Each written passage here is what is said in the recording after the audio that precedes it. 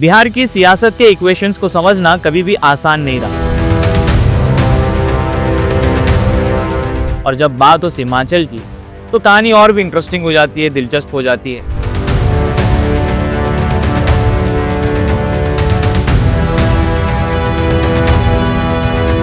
कटिहार जिले के Balrampur assembly seat पर इस बार काफी चर्चा है।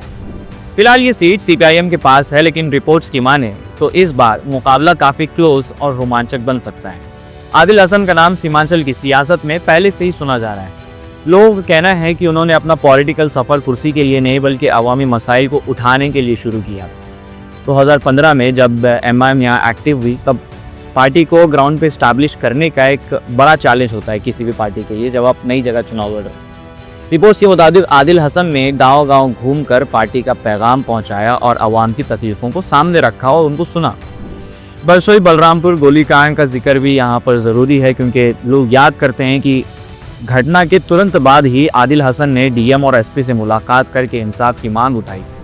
आगे चलकर ये मुद्दा अख्तर अली ईमान और ओवैसी साहब के जरिए भी उछाला गया। कहा जाता है कि कंपनसेशन के मुद्दे पर भी आदिल हसन और उनकी टीम ने मुख्य सचिव तक बात पहुंचाई थी। इसके अलावा रिपोर्ट्स कहती हैं कि उन्होंने वंदे भारत ट्रेन का इशू हो या सड़क, बिजली, पानी और नदी काटन की समस्या हमेशा उचित फोरम पर उठाया है। उनकी कोशिश रही है कि सीमांचल की आवाज़ पटना से लेकर दिल्ली तक पहुंचाई जाए।